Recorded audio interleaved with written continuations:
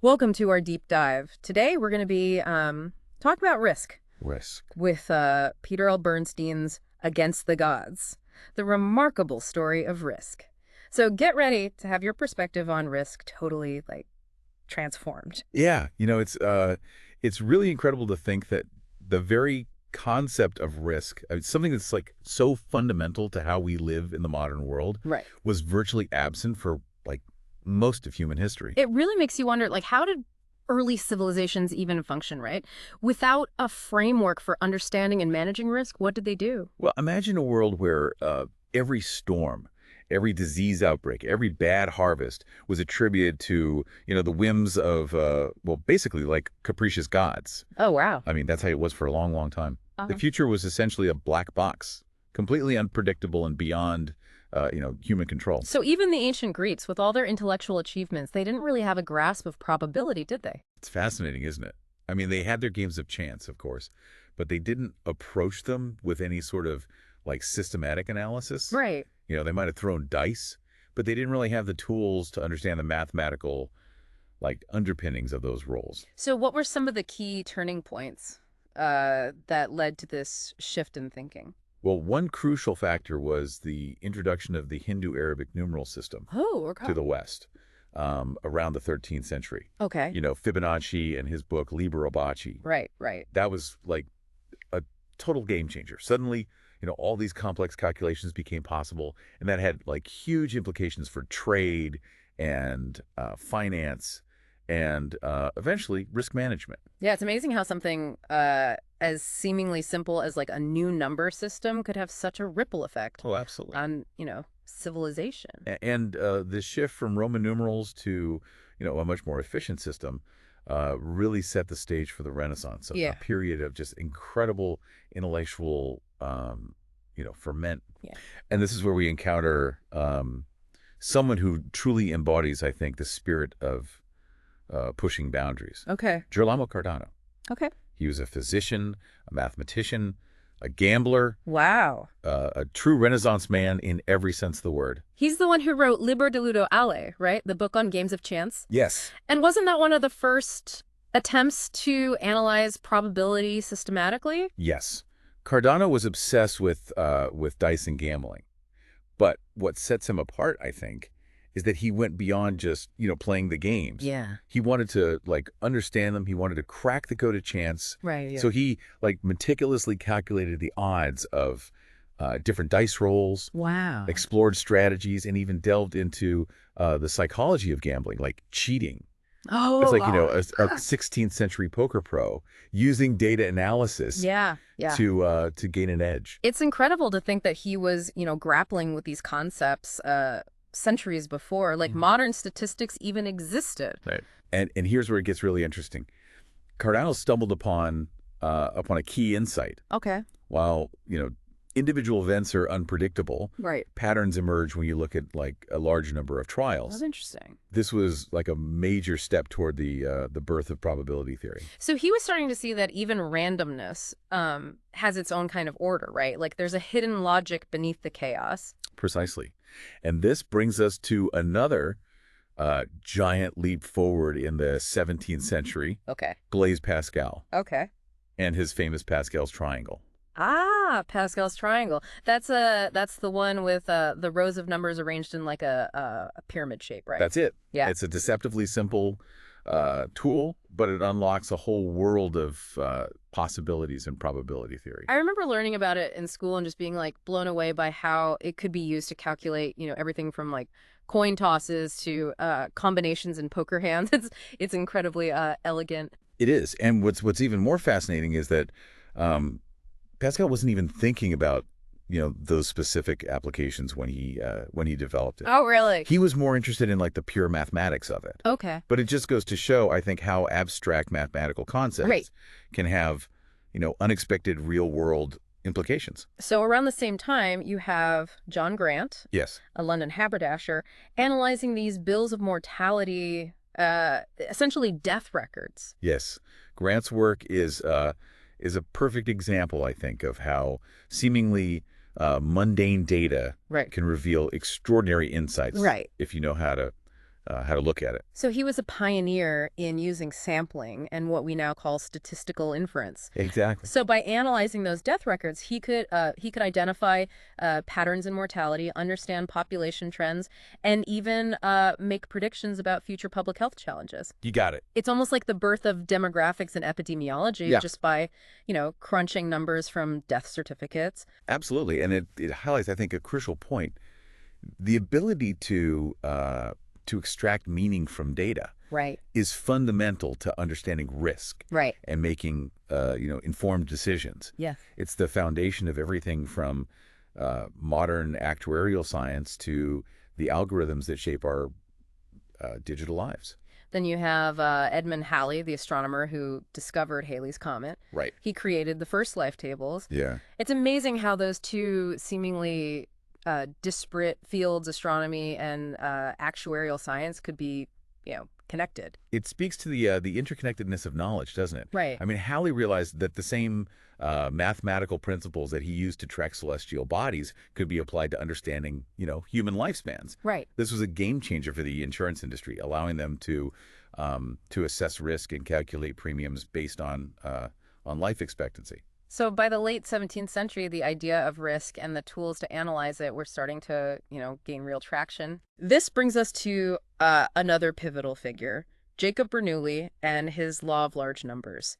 Now, what's fascinating about Bernoulli is that he wasn't just a mathematician. He was also grappling with, the philosophical implications of probability. Exactly. I mean, Bernoulli was deeply interested in understanding the nature of randomness. Right. He spent years working on his masterpiece, Ars Conjectandi, and in it, he laid out his law of large numbers, which states that as the number of trials in a random event increases, the average outcome gets closer and closer to the expected value. So if you flip a coin 1,000 times, you're much more likely to get a result close to 50-50 than if you, flip it just 10 times. Precisely.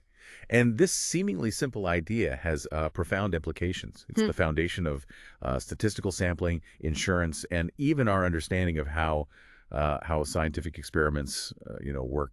It seems like Bernoulli was really starting to see the power of probability theory to not only understand, but to predict and manage aspects of the world that were previously thought to be, completely random.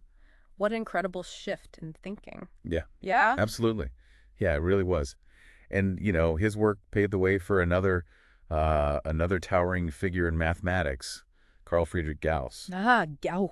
Prince of mathematicians, he's the one behind the normal distribution, right? That's right. That iconic bell curve we see everywhere. That iconic bell curve, yeah. Yeah. It's more than just, statistical concept. It's a fundamental insight into the nature of variation. Okay. It describes how many natural phenomena are distributed, from human height and intelligence to measurement errors in scientific experiments. And it also has huge implications for understanding risk, right? Absolutely. The normal distribution tells us that that extreme events, though they can happen, are far less likely than those closer to the average. So while you can't predict exactly, which house will be struck by lightning, right, you can use the normal distribution to assess the overall risk of lightning strikes in a given area. Okay, that makes sense. Yeah. It's like having a map of the probabilities, even for seemingly random events. Exactly. And this brings us to Francis Galton, a truly fascinating character who was obsessed with measuring, everything. Well, he was a fascinating guy. Yeah. I mean, didn't he even try to create a beauty map of Britain? He did. Galton was a polymath with an insatiable curiosity. Wow. And while some of his pursuits might seem a little eccentric today, sure, he made significant contributions to statistics. Right. One of his most important insights was the concept of regression to the mean. Regression to the mean, that's the idea that that extreme events tend to revert to the average over time, right? Exactly. It's a rookie athlete who has a phenomenal first season might experience a sophomore slump in their second year. Exactly. Or think about investment returns. Okay. A mutual fund that has a stellar year is unlikely to repeat that performance year after year. Right. Regression to the mean suggests that performance tends to even out over the long term. Okay. Ignoring this principle can lead to some pretty bad decisions. So how do we avoid falling into the trap of thinking that that past performance is like a guarantee of future results? That's where, a solid understanding of statistical principles comes in. Right. We need to look beyond, short-term trends and focus on the long-term probabilities. Okay. And we need to be aware of our own cognitive biases, our tendency to see patterns where none exist or to over-extrapolate from, limited data. It's like that saying, past performance is not indicative of future results. The financial world loves that disclaimer. So we've seen how mathematicians and scientists started to, unlock the secrets of risk and randomness. Right. But what about the human element? How do our own perceptions and emotions influence our decisions under uncertainty? That's where Daniel Bernoulli's groundbreaking work on utility theory comes in. Okay. Bernoulli, as we mentioned earlier, was a brilliant mathematician. Right. But what sets him apart, I think, is that he recognized that human decisions aren't always driven by pure logic or expected value. Okay.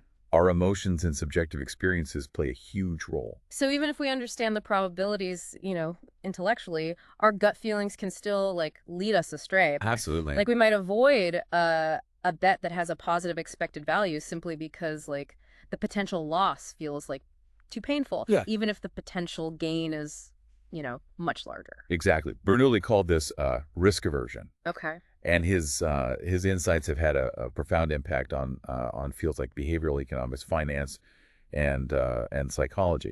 He was one of the first to really bridge the gap between mathematics and human psychology, showing that our decisions are often driven by a complex interplay of reason and emotion. It's like that old saying, a bird in the hand is worth two in the bush. We often prefer a sure thing, even if it's, less valuable, over a gamble with a potentially higher payoff.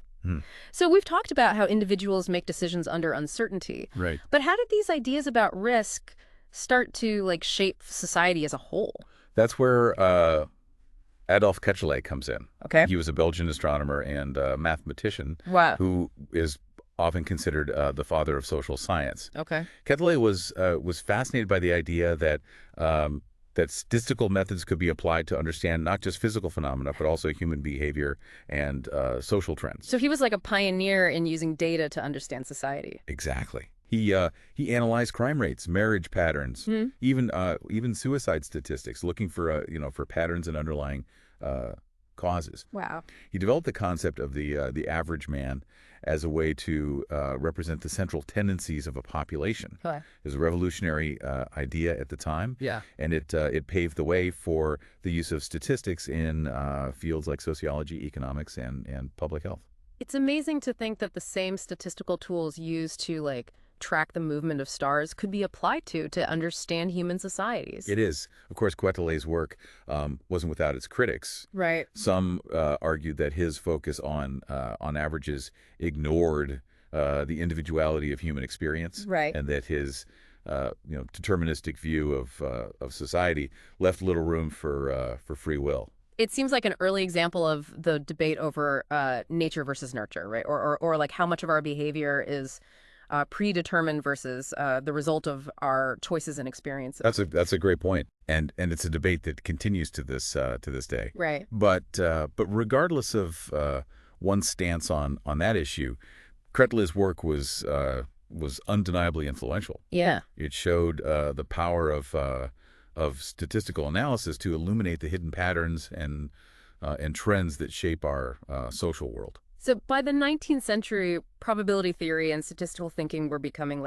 increasingly sophisticated. Right. But there was still a key piece of the puzzle missing, right? Yes. What about those situations where we simply don't know the probabilities? Yeah. Where the future is truly uncertain. Yes, that's where Pierre Semène-Laplace comes in. Okay. He was a brilliant French mathematician and astronomer who made significant contributions to both probability theory and its application to real-world problems. Didn't Laplace write a massive book on probability theory? I remember seeing it on a professor's shelf once. It looked incredibly intimidating. Probably thinking of Théorie analytique des probabilités. Yeah. It's considered one of the foundational texts in the field. Yeah. And it's packed with insights that are still relevant today. And it's in French, which makes it even more intimidating for some of us. But what were some of Laplace's key contributions to our understanding of risk and uncertainty? Well, one of his most important contributions was the development of Bayesian inference. Okay, so what exactly is Bayesian inference? I've heard the term before, but it always sounded a bit mysterious. It's a method of statistical inference that allows us to update our beliefs about the world as we gather new evidence. Okay. Imagine you have a hypothesis about something. Let's say the probability of a certain medical treatment being effective. Right. You start with a prior belief based on existing knowledge. Okay. And then you observe new data. Okay. The results of a clinical trial, for example. Bayesian inference provides a framework for incorporating that new evidence and updating your belief accordingly. So it's like a way of refining our understanding of the world as we learn more. Precisely. We don't just cling to our initial beliefs. We allow them to be like shaped by new information. Exactly. And this approach is incredibly powerful because it acknowledges that our knowledge is always incomplete. Right. And that we need to be open to revising our beliefs as we gather more evidence. That makes a lot of sense. So we've covered a lot of ground here, from ancient civilizations grappling with fate to the development of sophisticated statistical tools for analyzing risk and uncertainty. It's incredible to see how far our understanding has come. Yeah. But where do we go from here? That's a great question, and it's something we'll explore in the final part of our deep dive. We'll delve into how these historical developments have shaped modern approaches to risk management, right, from finance and insurance to public health and climate change. And we'll consider how the insights from these pioneers can help us navigate the uncertainties of the 21st century. Welcome back to our deep dive into Against the Gods. It's amazing to think that the very concept of risk, something that feels so like intrinsic to modern life, right, was once totally foreign to our ancestors. It really highlights how much our perception of the world has evolved. It's like we've gone from living in a world of magic and superstition, right, to a world where we can actually quantify and analyze uncertainty. So after this journey through the history of risk, what are some of the key takeaways that we should keep in mind as we navigate the complexities of the 21st century? Well, one crucial insight is that the future is never fully predictable. No matter how much data we gather or how sophisticated our models become, right, there will always be an element of randomness, of the unknown, that we can't eliminate. It's like that saying, life is what happens when you're busy making other plans. Right. We can make all the forecasts and projections we want, but there's always the possibility of like a black swan event. Right? Exactly. Something completely unexpected that throws everything off course. Exactly. And that's where a solid understanding of risk management comes in. Okay. It's not about eliminating risk altogether. That's impossible. Right. It's about understanding the nature of uncertainty, assessing probabilities, and making decisions that are aligned with our tolerance for risk. So it's about being prepared for a range of possibilities, not just, the most likely outcome. It's about having a plan B and maybe even a plan C. That's a great way to put it, and it's important to remember that risk is not inherently bad. Yeah. In fact, it's often the engine of progress. Right. Without risk takers, without those willing to venture into the unknown, we wouldn't have innovation, entrepreneurship, or scientific breakthroughs. It's like that old saying, nothing ventured, nothing gained. Sometimes you have to be willing to, roll the dice, right, to step outside of your comfort zone in order to achieve something truly great. Absolutely. But, taking risks doesn't mean being reckless. Right. It means, being informed, being strategic, and being prepared to adapt to changing circumstances. So how do we find that balance between being overly cautious and being too reckless? Well, one key is to understand the difference between risk and uncertainty. Okay. As we discussed earlier, risk refers to situations where we can assign probabilities to different outcomes, Right. like flipping a coin or rolling a die. Right. Uncertainty, on the other hand, refers to situations where the probabilities are unknown or unknowable. Like predicting the outcome of a political election or the long-term effects of climate change.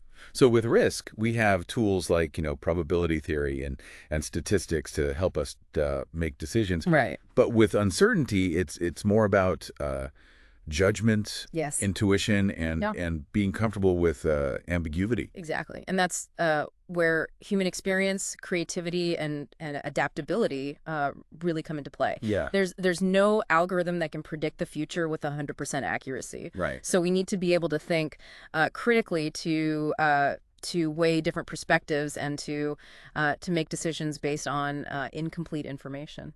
It sounds like embracing uncertainty is a key part of navigating the modern world. It is. But that can be, pretty daunting, especially in a world that often seems obsessed with certainty and control. It can be, but I think there's also a certain beauty in embracing the unknown. It allows us to be surprised, to be challenged, to learn and grow in ways that wouldn't be possible if we knew exactly what the future held. It's like that quote from the poet Rilke. Live the questions now. Perhaps you will gradually, without noticing it, live your way into the answer. Sometimes the journey is just as important as the destination. That's a beautiful way to put it, and I think that captures the essence of what Against the Gods is all about. It's about recognizing that risk is an inherent part of life. Yeah. But it's also about embracing the unknown and using our understanding of risk to make more informed and courageous decisions. So as we wrap up this deep dive, what's one final thought you'd like to leave our listeners with? I'd encourage everyone to reflect on their own relationship with risk. Oh, okay. What are your assumptions? What are your biases? Are you playing it too safe, or are you taking unnecessary risks? By becoming more aware of how we perceive and manage risk, right, we can make more conscious and empowered choices, both in our personal lives and in the wider world. It's been a fascinating journey through the history of risk, from ancient divination rituals to modern statistical models. And I think the biggest takeaway is that while the tools and techniques have evolved, the fundamental human impulse to understand and manage uncertainty remains as strong as ever. Absolutely. And as we move further into the 21st century with all its complexities and challenges, that understanding will be more important than ever. Thank you for joining us on this deep dive into Against the Gods. We hope it's given you a new perspective on the remarkable story of risk and how it continues to shape our world. It's been a pleasure. Until next time, keep exploring.